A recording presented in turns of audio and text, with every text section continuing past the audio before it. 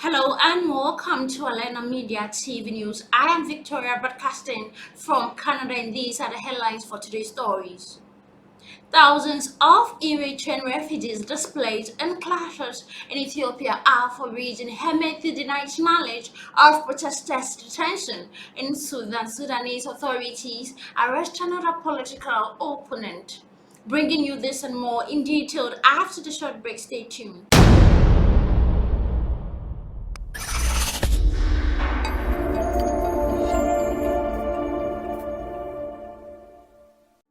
Hello and welcome back from that short break. Now news in detail.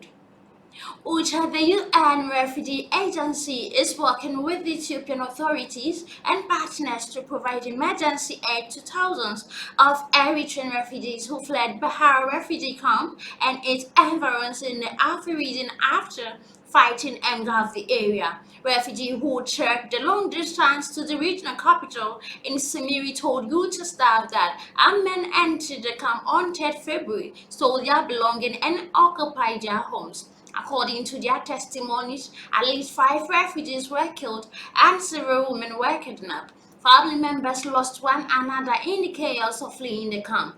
So far, over 4,000 refugees are in Samir, where UNHCR, together with Ethiopian government refugees and returning services and other partners, are providing immediate support with shelter, relief items, food as well as clean water. We have also set up protection decks where the most vulnerable among the refugees, including separated children and others with specific needs, are being identified and provided with support. Around 10,000 refugees are also supported to be living in Afar town, approximately 225 kilometers from Samira. Others are also believed to have fled towards the towns of Afar and Double Feather Island. The government has identified a temporary site inside the town, 40 kilometers from Samira, where UNHCR, PRRS, and partners are making preparation in order to quickly relocate refugees. With yet another refugee camp severely impacted, UNHCR remains extremely worried about the safety and well-being of thousands of Eritrean refugees caught up in the conflict. We condemn the attack on the refugee camp and retreat all the call for cessation of hostilities to avoid further destruction and potential loss of life for refugees and Ethiopians alike, and so that much needed humanitarian assistance can reach them. There are also large numbers of internally displaced Ethiopians in the Afar region, including some 3,000 uprooted by the recent fight in UNHCR. Will continue our effort to support the Ethiopian government in its response to refugees and displaced populated affected by the conflict. Moving on to the other story, Hemed to deny knowledge of protester detention in Sudan.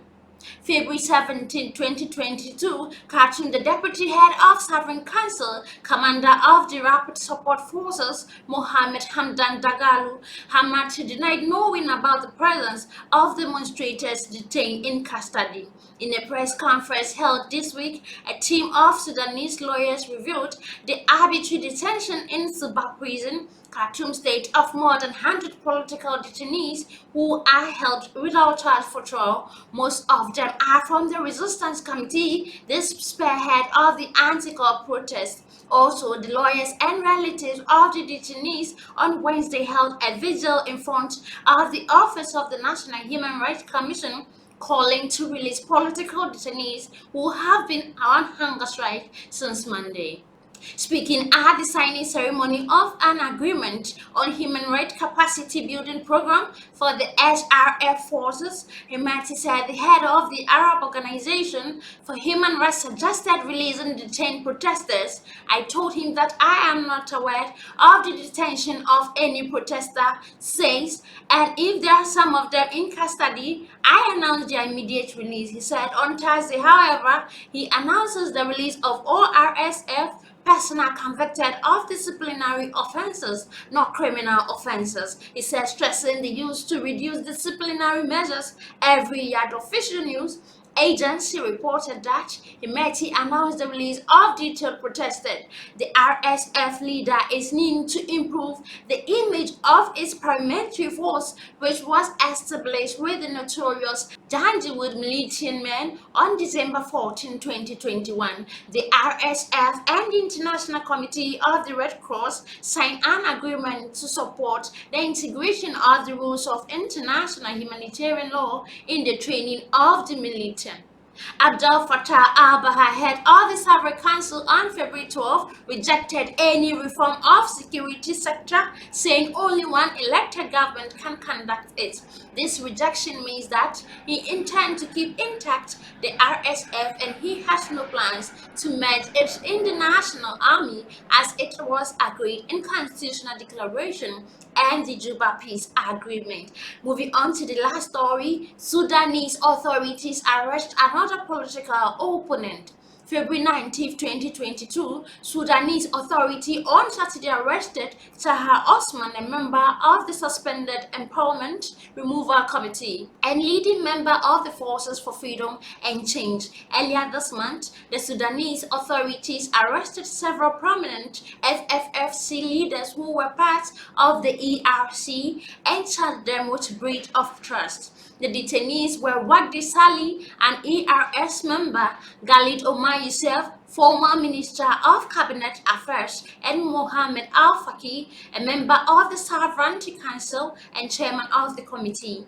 Multiple sources confirmed that a joint force of the police army and the General Intelligence Service arrested Osman near the headquarters of Baath Party on El Gamrousia Street in Khartoum. The Committee of the Defense of People Affected by Unlawful Detention and Mass Killing might issued a statement condemning the unlawful detention of the Sudanese lawyer, saying he enjoys advocate immunity which prohibits his detention before the needed permission. Also, the Sudanese Professional Association condemned Osman political, saying it was particle of the arbitrary arrest campaign targeting the Resistance Committee and the anti-coup political and civil society groups. The SPA added that the political detainees are held in a special section of Soba prison supervised by a special security committee. Lieutenant General Abdel Fattah al-Burhan, chairman of the Sovereign Council, told the Ultimas held vocal peters on Thursday that the arrest of the political leaders had been carried out by the independent judicial and legal authorities. Pat met al-Burhan to stress the need to create a suitable atmosphere for the dialogue process he is working on. For their part, the FFC said the continued bloody crackdown on protesters and the arrest of the opponent, political leaders, and activists aim, in fact, to abort the UN-facilitated process. This is where I end the news on Alena Media TV. I am Victoria, and thank you for watching.